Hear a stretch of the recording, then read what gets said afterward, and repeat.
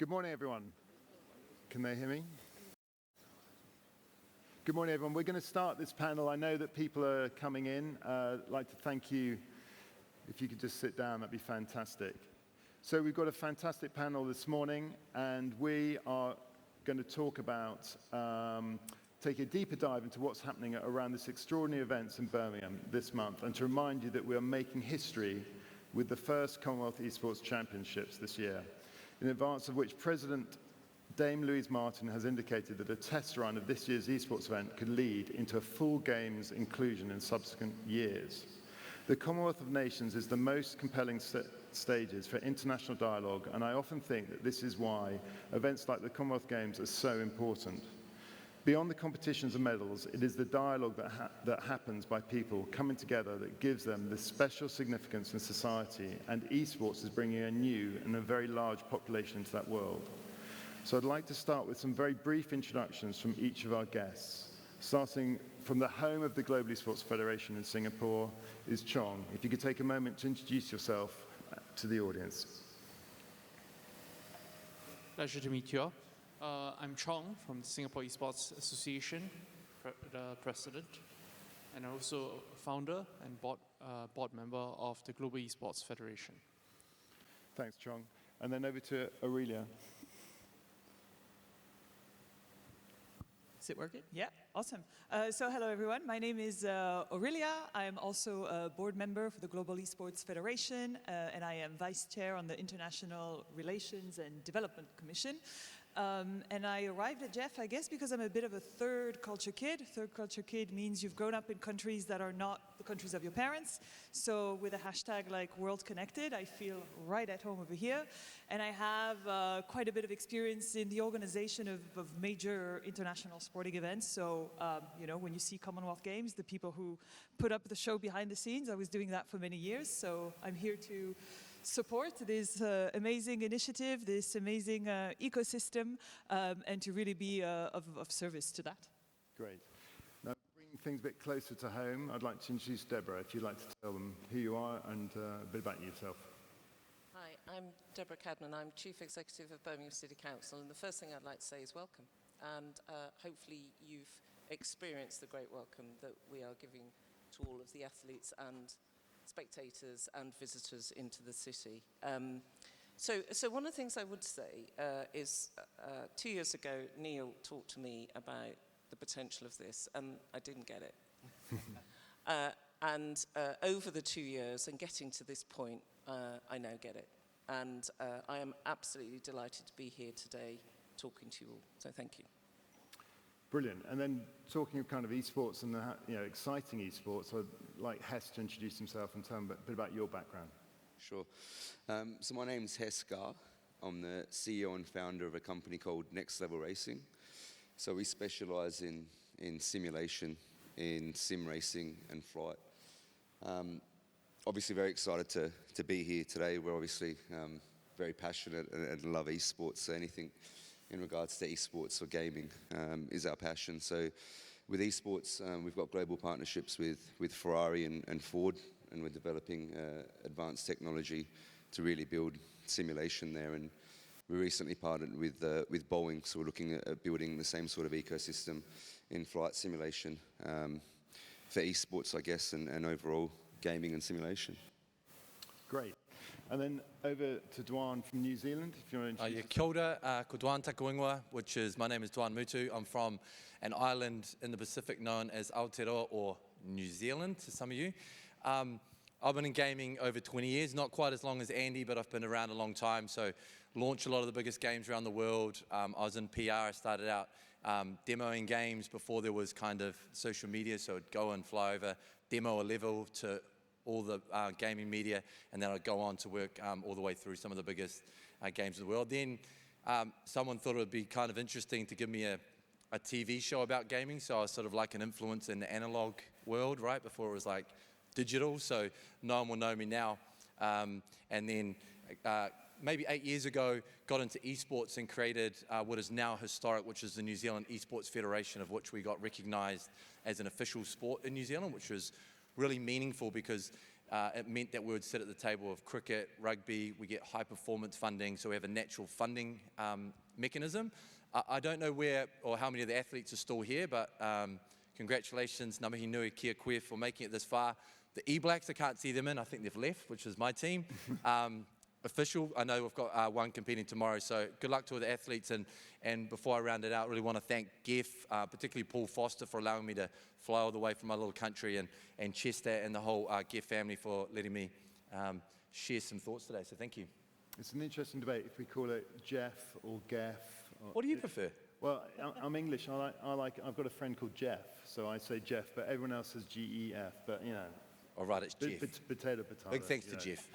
And finally, Neil from the West Midlands. Do you want to just have an introduction? Thanks, Chester, and good morning, everybody. So I'm the Chief Exec of the Investment Promotion Agency here in the West Midlands in Birmingham, and I've been working with Deborah and our colleagues and Jeff, Geff, G-E-F, for some time now to secure this event, which is clearly very important to us, but also to think more about the journey we're on with the sector, with esports, and how we can involve all of our next generation in this hugely exciting venture. So very excited to be here. Brilliant. And I forgot to introduce myself, which was a great start. So I'm stepping in as a moderator, so apologies if I'm reading a bit off the script. So I'm Chester King. I am the Chief Exec of the British Esports Federation. I'm a Vice President of the Global Esports Federation, and I sit on the IOC's Esports and Gaming Liaison Group, and I'm a trade advisor to the British government on esports education, really specific stuff, and I've been doing that for about 7 years, and I've got 29 years experience in sport. So I worked at Wembley for 12 years, worked in golf for 29 years, and I'm a member of the All England, which owns and operates Wimbledon. So very pro sport, very pro esports, and we're going to talk about, probably in the UK, the classification of esports, and it's really interesting what's happening in New Zealand. But first of all, I wanted to talk about Chong, and about the Commonwealth, and what these events really mean to you in Singapore, and your view about the Commonwealth Esports Championships in particular. So with regards to the Commonwealth and how Singapore feels about the championships, I think it is really exciting for us to actually be here, competing at a very international stage. It is something which I think a lot of the athletes would not have dreamed of, that you'd actually be representing Singapore at such a major stage. Previously, we had participated in the Southeast Asian Games, but for the Commonwealth Games itself, traveling all the way to England really brings it in, or rather hits it home, that esports is really starting to mature and come into its own. To some, we would say that, we've already come into its own. We've already had things like the World Cyber Games and things of the sort. But on such an international level, with recognition from media throughout the world, such as the BBC, etc., it has been tremendous growth, but also tremendous excitement for us to be able to be part of this entire thing. Beyond that, I think meeting with people from outside of Southeast Asia, meeting people from outside of our comfort zone as gamers, this is something, and carrying the Singapore flag is something that we are all very excited to do. Yeah, so yesterday we met with some of the teams and the gamers, and what the overwhelming response was just thanking us for putting on this event and starting it. It was really humbling to have that. People, this is historic. This is the start of the first event. Just to hear that from themselves coming to talk to us was brilliant. So going to Aurelia now, with your experience of big events in the past, how does this compare, and what do you think the future could be of this type of event and how it could grow? I think, number one, I think it's important to acknowledge the growth. Again, to think that just, what was it, 2-3 years back? It was, it started from almost nothing or very little, and today we heard it in the opening remarks of our president, Chris Chan. It's a 118-member federation, 27 strategic partners. It's managed to assemble and convene the whole community around esport, and I think, what's really amazing is what an open environment it is, and how there is really room for everybody to find something. It's so rich. So where is this going? For sure, it's going to keep opening up to new worlds, to new profiles, to enrich the ecosystem by always keeping that solid foundation attachment. I was talking in my intro. I was saying we're here to service esports, the community, and keep these guys at the center, and this is why at Jeff we have a whole, we've assembled all these experts that come from very different industries, but everybody's coming with their baggage of expertise to make room for these guys, shine a light on these guys, and also for the world to realize just the limitless opportunities there are. And again, so opening up. Definitely innovation. I think, Birmingham is quite the innovative city. Daring to try new things, to, shift the model. We heard also ministers talking about digital transition. The economy needs to transition. So there's a lot at stake. And again, this is a very fun and awesome and exciting environment and movement to be part of. And it goes beyond, of course, at the heart of it is the sport, is the competition, is the athletes, but you could expand that to, again, we heard the representative Philippe from UNESCO. We're talking active citizenship here, so there's just no limits to it. So yeah, it's quite ambitious, but again, let's be bold and ambitious, and yeah, let's go get that. Yeah, I mean, I think if you, obviously, the stage that we're on, the gamers are going to be here. We were just talking earlier that, the big event is over the weekend. I'm not saying this isn't a big event, but we're really excited to see the competition for the gamers to be on this incredible stage and being in Birmingham. And I think it leads on to, it's great to have Birmingham City Council here. So Deborah, from your point of view, what does it mean for the Birmingham to be involved in this event, but also to host the first ever Commonwealth Esports Championships? Well, it means a lot, and I love the way you use the term "be bold," because you'll see it throughout the city. Be bold, be Birmingham, and that gives you a sense of our ambition and aspiration, but it also gives you a sense of what this city is about. We're a young, diverse city.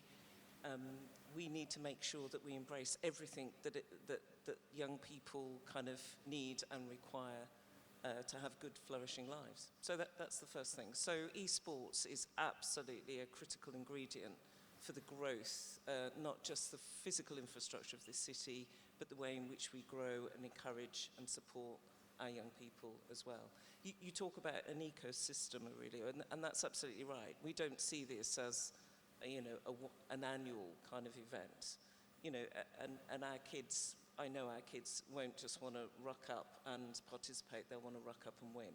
So we need to put our arms around them and give them every opportunity to be the best that they possibly can. And that's not just giving them access to this on an annual basis. It's about thinking about the technicians. It's about thinking about all of the coding and all of the skills that are required to both support this sector, this growing sector, but it's also about giving them the skills to participate and compete as well, which is really important.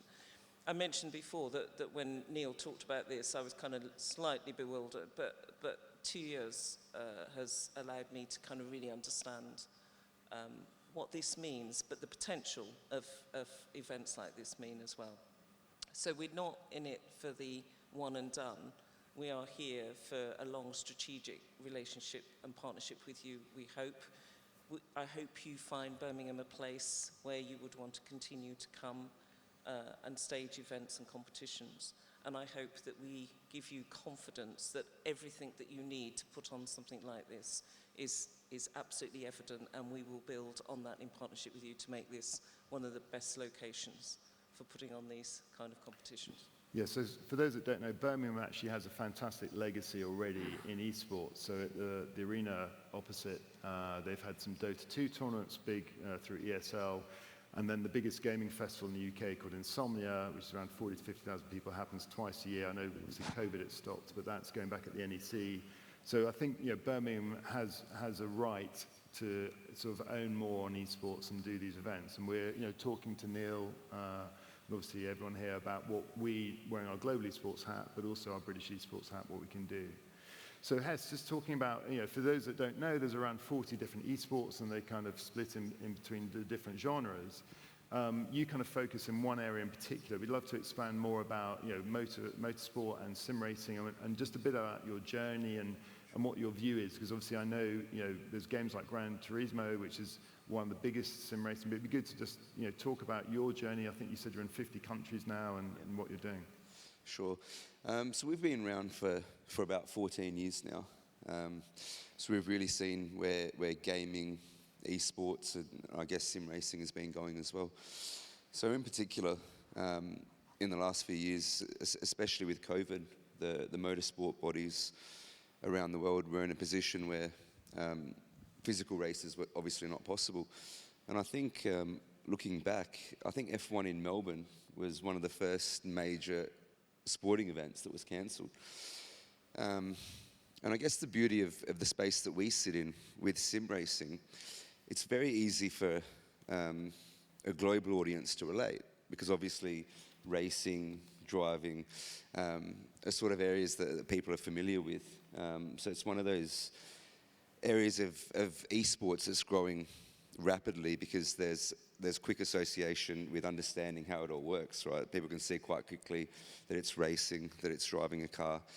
And between physical, or the esports of racing and real life, it's exactly the same, right? So it's actually Codemasters. My good friends at Codemasters are actually based here in Birmingham, but when they're making the F1 game, they're replicating all the physics of the car, all the tracks, and it was a great opportunity for esports to get presence in motorsports. And I guess COVID began that, and having more focus on esports, because of the situation that the sporting bodies were in with not having physical races.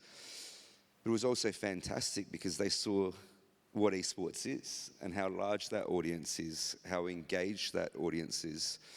But also, in terms of esports, it's uniting people from around the world. So when we're talking about sim racing, people from around the world can train together, right? They can race around the track virtually together for a race, right? You can't do that in physical racing. So even, like, we're partners with Ferrari, right? So even Charles Leclerc and Carlos Sainz, they've only got a very limited time on a track. And they're the guys that are at the top of F1, and even they've got limited time on the track.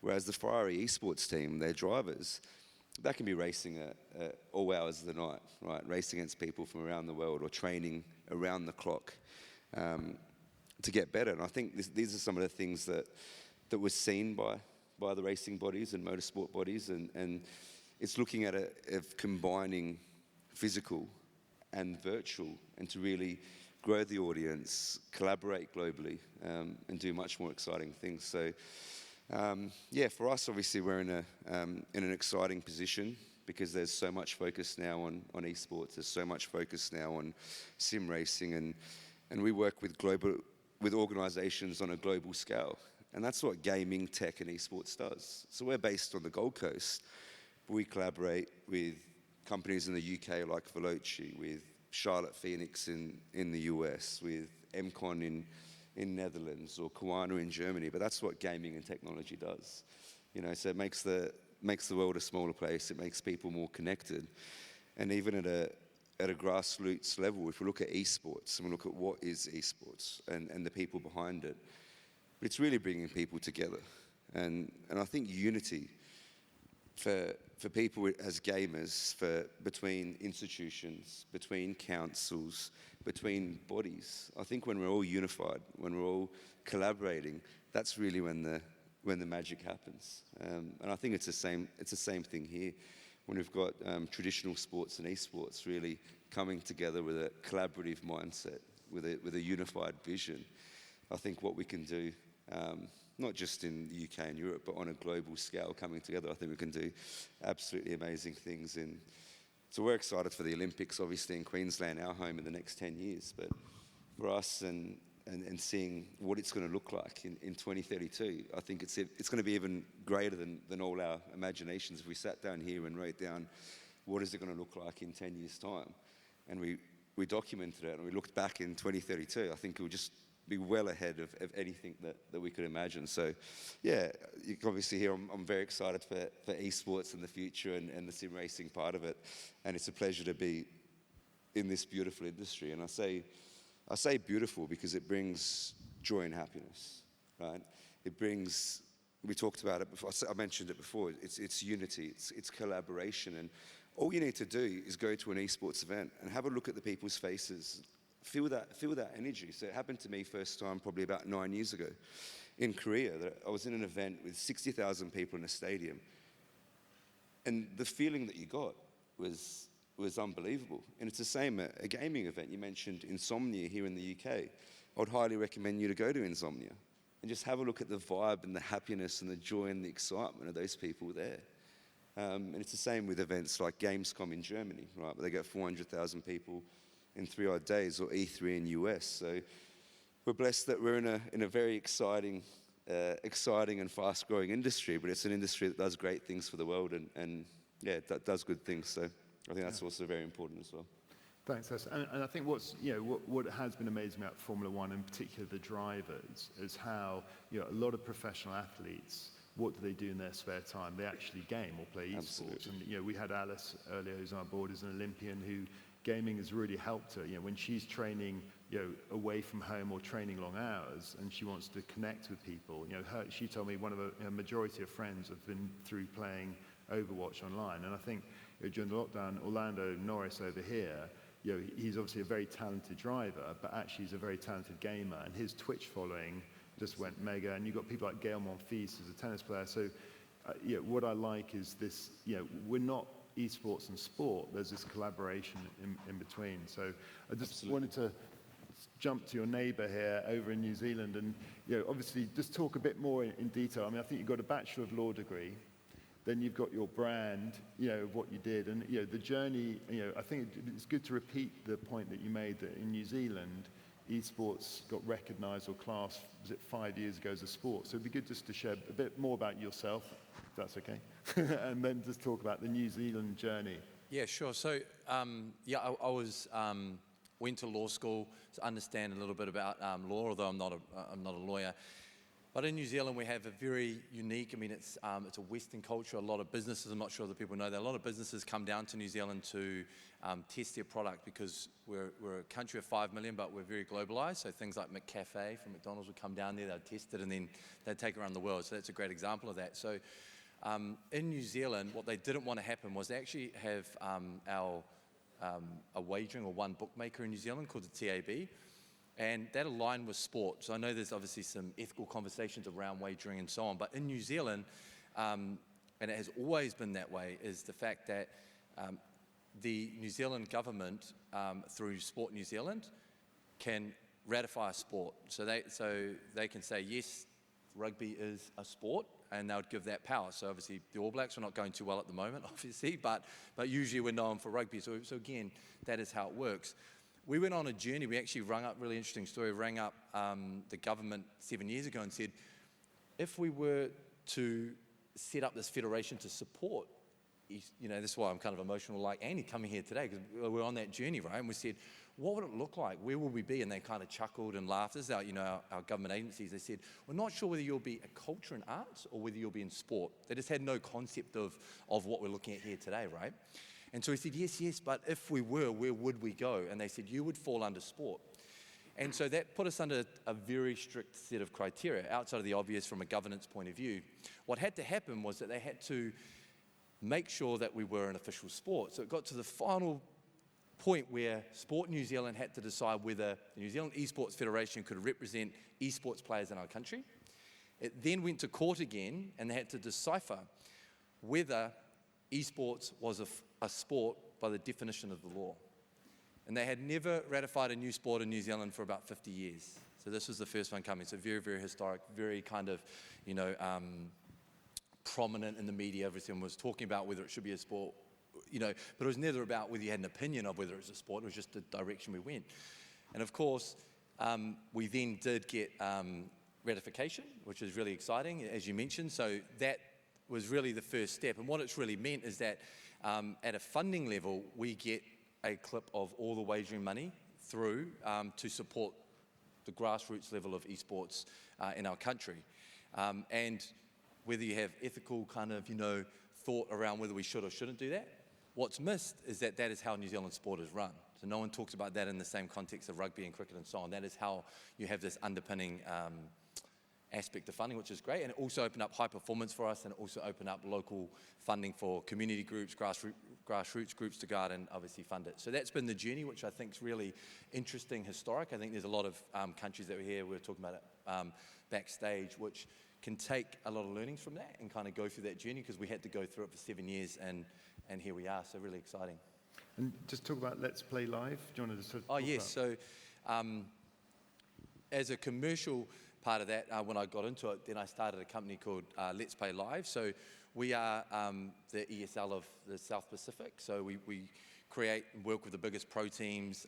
We have our studios is world class. It sits inside the iconic Sky Tower. So that is where we put on broadcast. We deliver our content to about 50 countries now. So we started out doing sort of one broadcast, kind of rickety, and now it kind of looks a lot more like this, which is really exciting. But part of that journey has also been working with a lot of the big sporting groups as well. So we work with the All Blacks, the NRL, which is the rugby league group over there, the netball.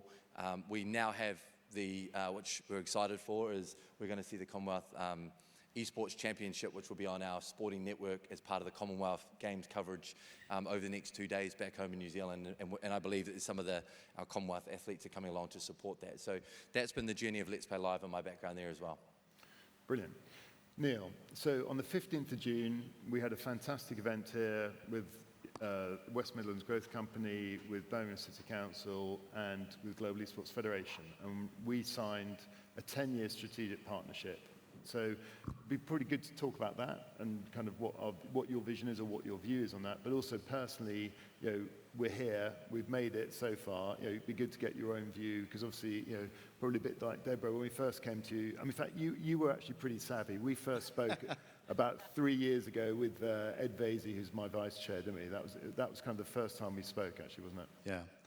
So I said earlier on, I'm really excited about this. This is obviously an amazing week, or 11 days for Birmingham and our region.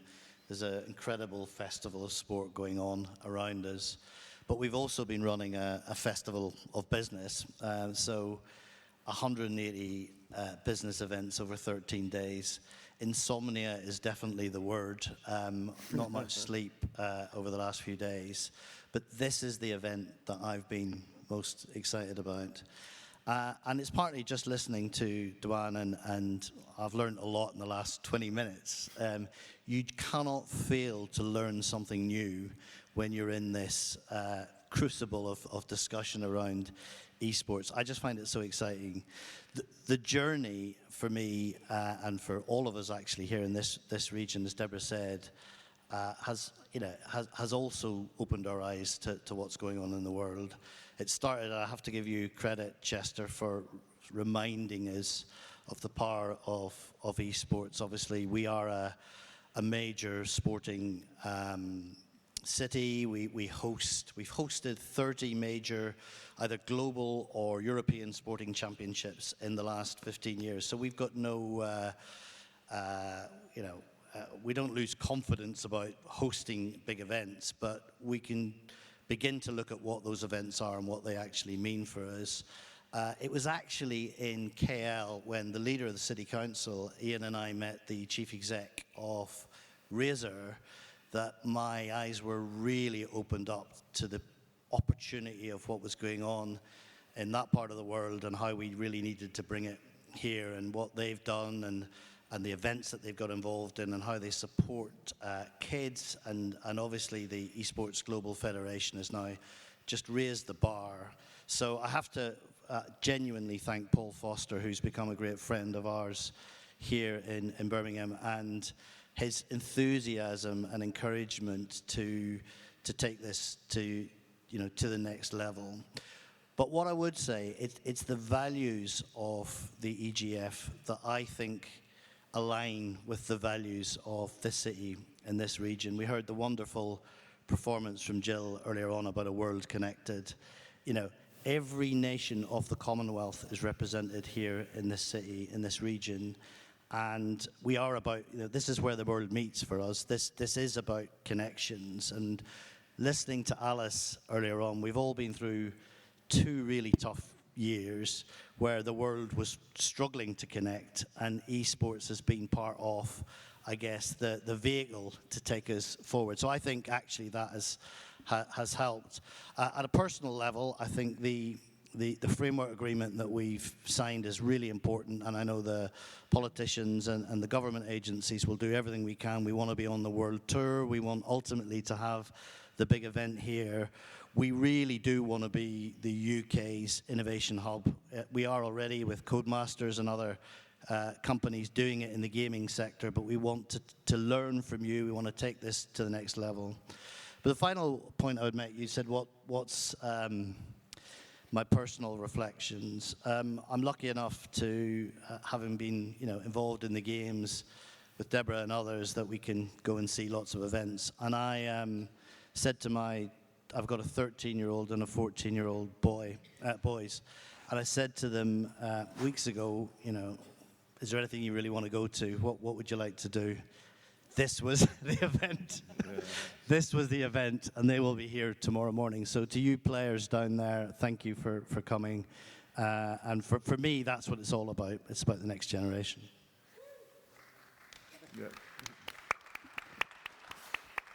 Brilliant. Yeah, so for me, I'm going to jump around a bit now that I've gone through my official list of questions. I've done that.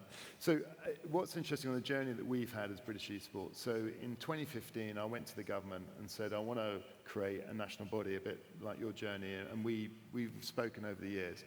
So I had to go to number 10 and say, what is esports? And they said, and I went through this, and I did 3 presentations to create a national body, not-for-profit organisation with the same values as national sporting bodies. And I had to prove to them that I could get a group of people together that had good experience and had the right journey, and it was all done. That took 6 months to do it. Under UK law, we're a game, like chess and bridge. And it's been actually, for us, it's been actually pretty good we're not a sport, because what we've gone in quite heavy into schools is promoting the values of esports and how inclusive it is, and that it should be something that you think about as well as physical activity. So it's not us or them or this or that. We should all be promoting a balanced life. And when I first started, we had an agreement with the Association of Colleges Sports, and I was invited to a sports conference of sports teachers. And I walked in as the esports person, and it was like if they had rocks, they would have chucked it at me. And I just had to explain, no, this is such an inclusive, active media that, you've got passive media, you've got social media, and this is an active media, and this is allowing people to represent your school or your college and being part of a community and belonging. And what's been brilliant for me is those people, those sports teachers have become, our biggest advocates. They've really got to understand that actually, a lot of youth, they like sport, they like physical activity, but gaming is their passion. And I think, to me, you need events to create heroes. And I'm a huge fan of what British cycling have done in the UK, but we won a gold medal first with Chris Boardman, and then this journey that we went on. British cycling, to me, worldwide, is a fantastic example of something that we would want to copy as British esports. But we need to have gold medals. We didn't get any in Singapore, but we've got a chance, hopefully this weekend coming up. But the journey on, we've had to navigate this whole system. And the minister that was here today has been very, very supportive. And as we know, obviously, what's going on in our British government at the moment, for him to come down to help us is fantastic. But we don't have a Minister of Esports, right? But I know that there will, in my humble opinion around the world, there will become a Minister of Esports, because it will be an important thing. And I know in the Middle East, they've already talked about appointing a Minister of Esports. So sorry for turning my back. So in Singapore, what's been amazing, and I don't know if you want to just talk about the visit that you had from the president of the IOC and talk about the Olympic Virtual Series. what's going on in the future of the next steps, really. Chong, if you want to talk about that. So I think that with regards to the Olympic Virtual Series, although there is not much I can officially say now, the exciting thing about this is that the Olympics itself is taking an interest in sports, rather what they call virtual sports at this moment, which is actually computer games related to sports. And they're also looking at physical virtual sports. So these are interesting ways which people have started to look at computer games. And for the biggest sports organization in the world to actually acknowledge the importance of esports and the changing and how fast they have actually changed on this. And even for the Olympic Virtual Series itself, how fast it has actually come from conception to execution shows that esports and computer games has become very much in the forefront of people's minds.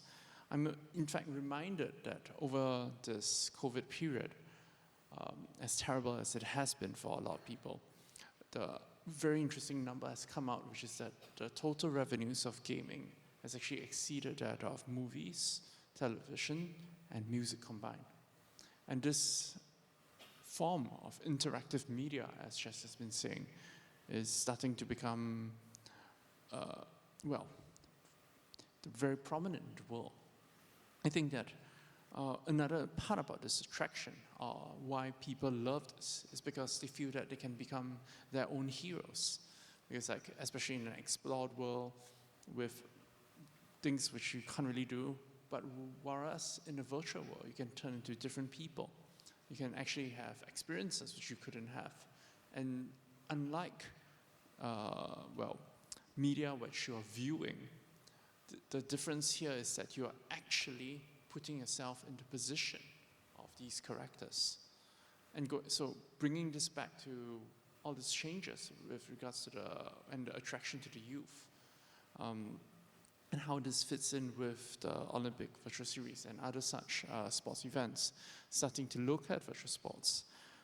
What this is actually a recognition of the power and attraction of esports to the new generation and actually to future generations, and also how to continue to remain exciting. And it shouldn't, and this is something else which is really important. I think I need to say, as even though I'm from the esports world, esports must never replace sports. Esports itself will exist alongside and become a new module, perhaps, alongside of sports. This is acknowledging a reality which is already here, but what we're trying to do is to make sure that this happens in a healthy and sustainable way, because as much as esports brings together its strengths, we need to make sure that we mitigate some of the issues, especially with addiction and things of the sort. So just to clarify, so what happened this year is there was a visit of the president of the IOC to Singapore, and what's been announced for next year is there'll be, so I'm allowed to tell this stuff, right? So there's going to be an Olympic Virtual Series for the first time in March next year in Singapore. And then the following year, obviously, we've got Paris 24. So there will be another virtual Olympic series, potentially in Singapore or somewhere else. And then, obviously, we've got Paris 24, and we don't know what's going to happen there, but obviously, a lot of focus is on LA 28 and what that interaction. And just before I come to you, Deborah, is what's interesting around this combination of virtual sports and sports is the fact that in Singapore, they did an event where it was a triathlon, where they swam in the swimming pool, and by the side of the swimming pool in the same venue was an indoor cycle and a treadmill. So they actually competed, and you can argue about sustainability, that it was all in one area, and it was a really good combination. And I think what one could easily see in the Olympics is, indoor cycling like Swift events and stuff like that. And I think it's going to be really interesting about, why did we want esports at the Commonwealth Esports Championships? We wanted to acknowledge the best talent in gaming around the world on the same level as sports. And this is what, as you said, the journey that we're on. So I just wanted to clarify that. So Deborah, you had a comment. Thank you. And we're going to be really ambitious over the next 10 years, and you've probably heard the phrase golden decade of opportunities, which is right. We will be seeking to host a whole range of global mass participation events. And wouldn't it be brilliant if part of our commitment was that we would also look to run a parallel esport kind of set of competitions along each of those global events as well, which I'm confident that the political side of this city would be really supportive. But the point I wanted to make is that, do you know, the point you were making, Hess, about the magic and the joy of this sport has really resonated with me. And whilst the framework of global competitions are really important, of course, let's not forget the power of e-sport and the power that has on ordinary people's lives. You know, and this is the one sport where everyone can feel part of a global community. And I think that's really, really special that we shouldn't ignore, really. And just listening to the tale of Neil's sons, actually, we all think, and I kind of feel really, I can't tell you how old I feel, but we all kind of think that we know best, and, you know, putting on pink, you know, whatever sport in the Commonwealth Games is what people want and need. And to a certain extent it is. But actually the power of this to reach so many lives in such a profound way is the magic that you were talking about. Yeah, so the last event that we ran in Singapore, you know, in December had 500 million views, right? So, and there's multiple titles. What's interesting about the accessibility of the competition, so Fortnite held a competition 2 years ago, I think it was 3 years ago. 40 million people entered the competition to get to the top 100, right? So if you think about the scale of that, and I think, as I say, the potential is fantastic. And during Tokyo 21, they did do a virtual series, and they had Gran Turismo. It was actually won by an Italian, but he's a sim racer for Williams Formula One in the UK. So that was. Do you want to just talk about that? I was just going to say there was actually a customer. There was an Aussie that won it a few years back, and it was interesting. He came, and this is what I'm saying, that esports is accessible. So he came as a customer. He was a courier driver, and that was his day job. Hated his day job as a courier driver. His name was actually Matt Simmons. He came to our office. He bought a cockpit and a setup for less than $2,000. He took out the global Gran Turismo Esports Championship, and he got a seat in Nismo as a driver, you know. And I was talking about it before, but this is what I love about esports. This is what I love about gaming. You know, the sort of opportunities it gives people on a global scale, and it brings people together. And you know, he was flown around the world and met all the other guys that he was virtually racing against and with from all parts of the world, from all parts of life. And yeah, that's what's special about it. Yeah. So, sorry, it's a squeaky chair. Yeah. So with events, I mean, I think, Aurelia, you know, you've obviously had a huge experience with this. I actually did my first esports event in the Rio Olympics, and I did a small esports event in British House with the British government. Everyone thought I was mad. We were a bit early, to be fair. I was just saying to one of the guys, the classic story was we're about to go live. We're on the homepage of Twitch. It was Brazil against UK. And we had the Secretary of State for the British government there to go live on Twitch. And then we looked around for the players, and the Brazilian players didn't like the English food, and they'd gone off to a local restaurant. And it was a bit challenging. We had ESL did the production. They did a brilliant job. So from your point of view, dealing with kind of traditional sport and esports players and going forward, you know, is there kind of, you know, is the perfect marriage actually doing it at the same time? Is it doing just before? Because I think, you know, we've got people, you know, it's the African Games next year in Accra. Obviously, we've got future Commonwealth Games, hopefully what's going on in the Olympics. You know, from your view about, you know, does it make sense to do it exactly the same time? Does it make sense to do it what we're doing now, the last few days of it? You know, do you have a view yet of what the best kind of strategy would be? Well, I think again, there's room for everybody. So I think it's about being smart in the way you do it. Again, if you take our global esport games, you could look at it as just the competition, but you know, there's also the GEFCON, a culture festival around it, exactly like traditional multi-sport event games. We have a sports program here in Birmingham, but you referred to the Commonwealth Games as we have a festival going on in Birmingham. So I think you got to look at it, first of all, from a bigger spectrum. Again, you mentioned also there was a big business event. I think you got to take into consideration, because that is true of traditional multisport, but it's also true of esports. So first of all, it would be good to embrace all that. And again, I think it's not a competition between both. It's about being smart in how you do it. I think it was actually, I worked in the London Games in 2012, and I remember Michael Johnson saying, it's not about how fast you run, it's how smart you do it. And I think that really is the key, to really listen. Again, the good thing with traditional sports is that they've been around for ages. So yeah, those athletes, they have experience in building those programs, but also esports is injecting a whole new energy, something very fresh, something we all need to learn about. Again, that they didn't like, your esport athletes. I don't know if they eat the same stuff as in a games village, if you have like this big, fantastic, world-connected food court. Yeah, so there's education on all sides. And again, I think everybody's got to approach it with really open eyes. And I think this is what was so great, what I heard in the intro as well, is that, we're lucky to have a Commonwealth Federation that is daring and trying, and you can allow to try new things because you are new. So I think that should also be embraced, going back to that innovation piece. So making, I think, one ecosystem enriches the other, and I think that's really, stay away from the competition, the petty arguments, is it this, is it that, we're not trying to put anyone against each other.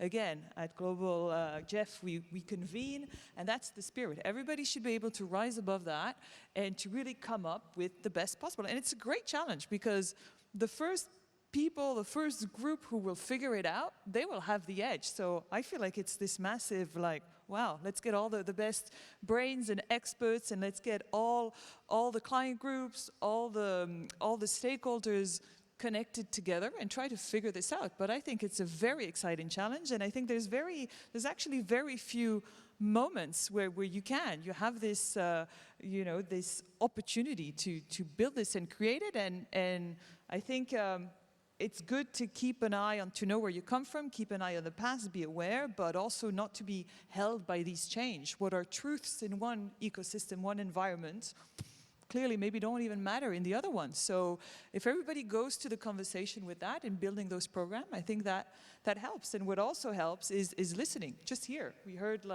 from New Zealand, we heard from British Esports, we heard from Singapore.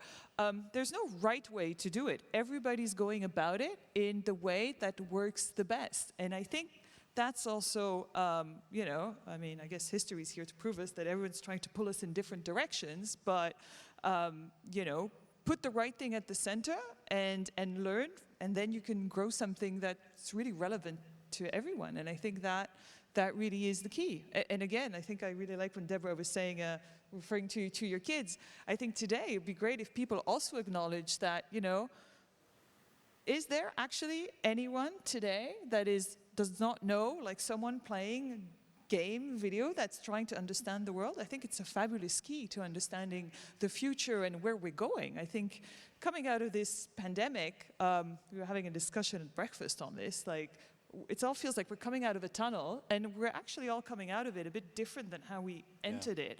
But no one really knows. Again, I heard this analogy of, we went on a journey not really knowing where we're going, but eventually there is a goal. And I think it's really amazing to be able to do that. So let's do that. Just apply it to events and to those big gatherings and festivals and celebrations, because that's what they are. Part of life, yeah.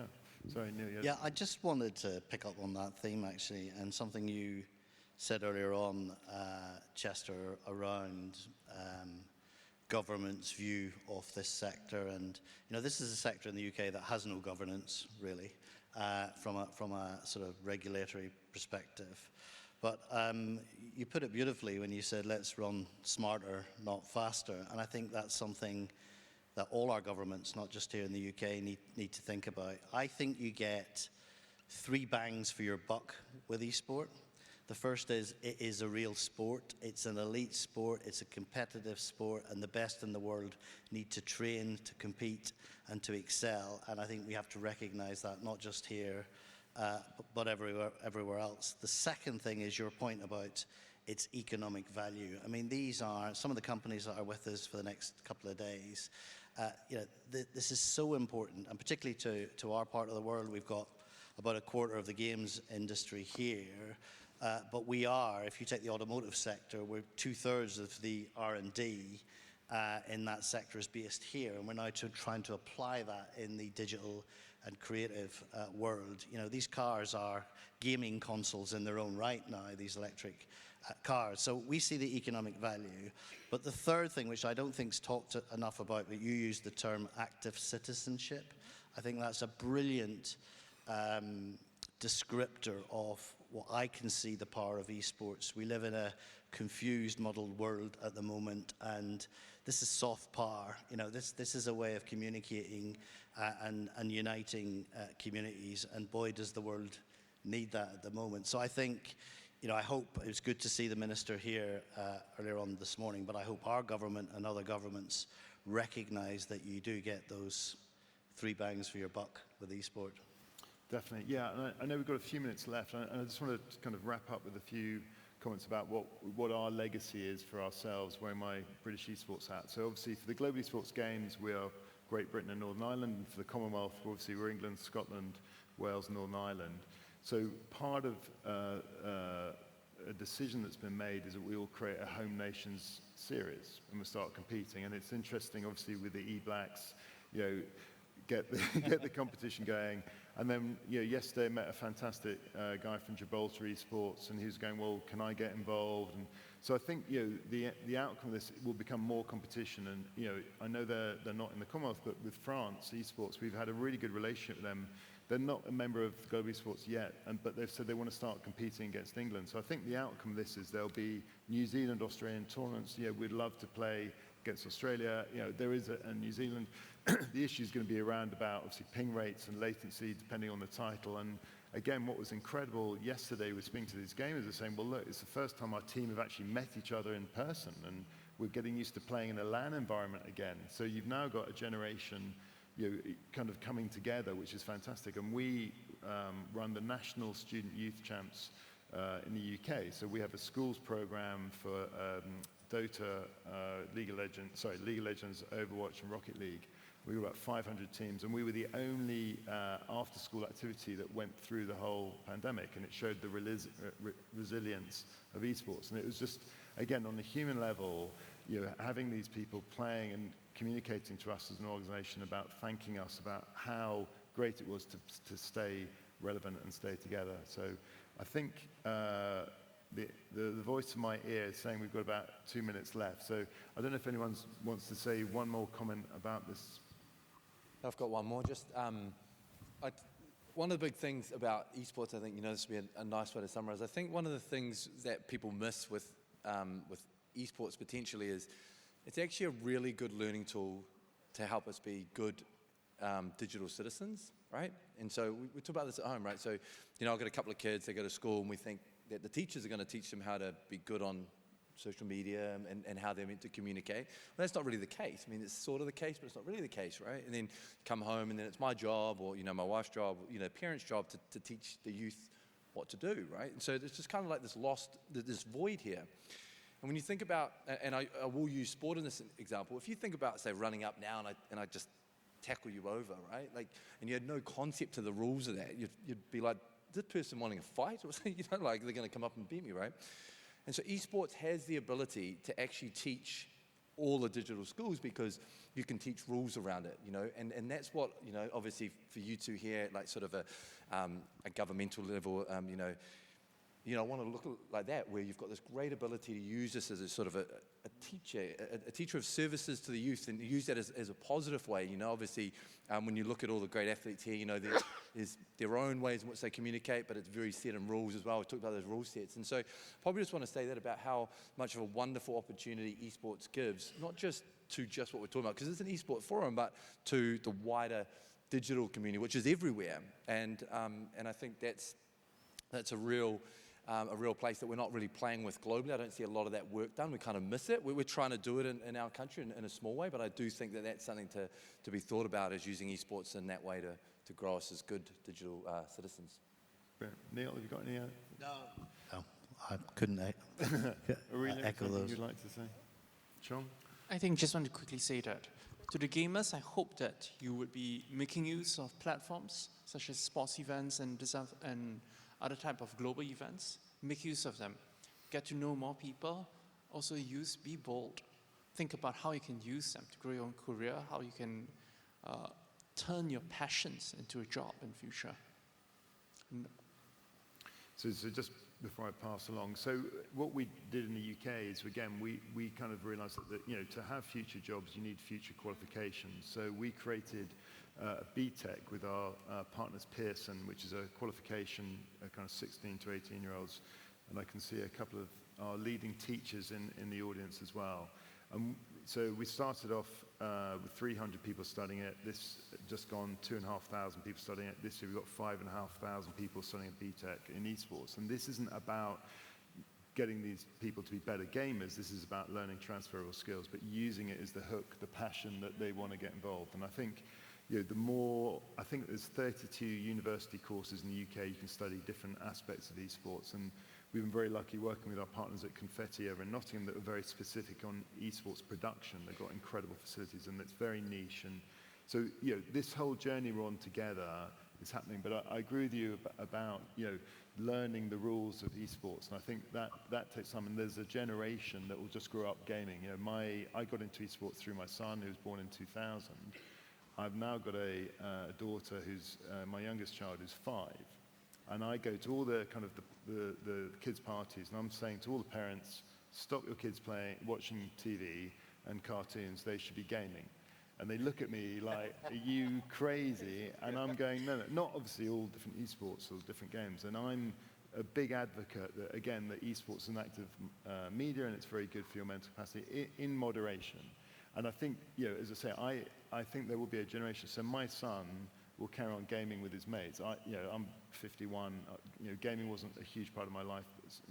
So I think it would be really interesting on this journey. And I think all the great work that you guys are doing and the impact that also that you can have on the future. And I think with our government, as I say, I would love to have a Minister of Esports if we could get to that point. I'd like to have a Prime Minister first. And then we can get that type of thing. But I'd just like to thank everyone for their time today. I'd thank our fantastic panelists, and I hope you really enjoyed the session that we just had. Thank you very much.